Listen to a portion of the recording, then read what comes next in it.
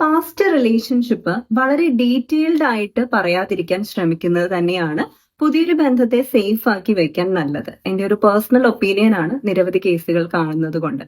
കാരണം നിങ്ങൾ വളരെ ഡീറ്റെയിൽഡ് ആയിട്ട് ഇങ്ങനെ പറഞ്ഞു കഴിഞ്ഞാൽ അത് ഏത് രീതിയിലാണ് നിങ്ങളുടെ പങ്കാളി അബ്സോർബ് ചെയ്യുന്നത്, അവരുടെ ആങ്സൈറ്റി ലെവൽ കൂടുമോ, മറ്റൊരു പ്രശ്നം വരുമ്പോൾ അതൊരു ആയുധമാക്കി അവർ മാറ്റുമോ, അതെല്ലാം എന്നുണ്ടെങ്കിൽ നിങ്ങളെ കോൺസ്റ്റന്റ്ലി ജഡ്ജ് ചെയ്യുന്ന, വീണ്ടും വീണ്ടും ഇത് ഓർമ്മിപ്പിക്കുന്ന തരത്തിലുള്ള ഒരാളാണോ, ഇതൊന്നും നമുക്കറിയില്ല. ആ ഒരു മൊമെന്റ് വരെയും പാർട്ട്ണർ ഓക്കെ ആയിരിക്കും, പക്ഷെ ഇത് കേട്ട് കഴിയുമ്പോൾ ഉള്ള അവരുടെ ആറ്റിറ്റ്യൂഡ് എന്ന് പറയുന്നത് കുറച്ചൊരു ഡിഫറെന്റ് ആണ്. മാത്രമല്ല നിങ്ങളിത് വളരെ ഡീറ്റെയിൽഡ് ആയി പറയുമ്പോൾ വീണ്ടും നിങ്ങൾ ആ ട്രോമാറ്റിക് എക്സ്പീരിയൻസിലൂടെ കടന്നു പോകാനായിട്ട് ഉള്ളൊരു സാധ്യത വളരെ കൂടുതലാണ്. പിന്നെ എന്തിനാണെന്നേ നമ്മളിങ്ങനെ വളരെ ഡീറ്റെയിൽഡ് ആയിട്ട് കഴിഞ്ഞ കാര്യങ്ങളൊക്കെ ചികഞ്ഞു നിൽക്കേണ്ടത്? അതിന്റെ ഒരു ആവശ്യവും ഇല്ല. നേരെ മറിച്ച് എനിക്ക് ഇങ്ങനെ ഒരു പാസ്റ്റ് റിലേഷൻ ഉണ്ടായിരുന്നു, അതിങ്ങനെ ഇങ്ങനെയൊക്കെ ആയിരുന്നു, ഏത് വ്യക്തിയാണ്, ഏത് തരത്തിലാണ്, കഴിഞ്ഞു.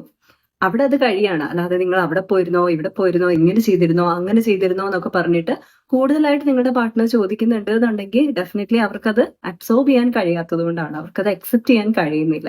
ഒരു ജഡ്ജ്മെന്റ് അവിടെ വന്നു കഴിഞ്ഞു, അങ്ങനെയൊക്കെയുള്ള കാര്യങ്ങൾ നിങ്ങൾ മനസ്സിലാക്കണം. അപ്പൊ പാസ്റ്റ് എന്ന് പറയുന്നത് വളരെ ഡീറ്റെയിൽഡ് ആയിട്ട് പറയേണ്ട ഒരു കാര്യമാണോ എന്ന് ചോദിച്ചാൽ അത് അത്ര ഡീറ്റെയിൽഡ് ആയിട്ട് പറയേണ്ട കാര്യമില്ല. അപ്പൊ നമുക്കിടയിൽ ഓപ്പൺ കമ്മ്യൂണിക്കേഷൻ വേണം. ആ മൊമെന്റിൽ നിങ്ങൾ ഏത് മൊമെന്റിലാണോ കമ്മിറ്റ് ചെയ്യുന്നത് ആ മൊമെന്റ് മുതൽ അത് നിങ്ങൾക്ക് രണ്ടുപേർക്കും ഇടയിൽ വളരെ ട്രാൻസ്പെറന്റ് ആൻഡ് ഓപ്പൺ കമ്മ്യൂണിക്കേഷൻ തന്നെ വേണം. പക്ഷെ പാസ്റ്റ് നിങ്ങൾക്ക് ഉദ്ദേശിച്ചിട്ടുള്ള കാര്യമല്ല, അല്ലെ? U deserve A positive life. Let's transparency.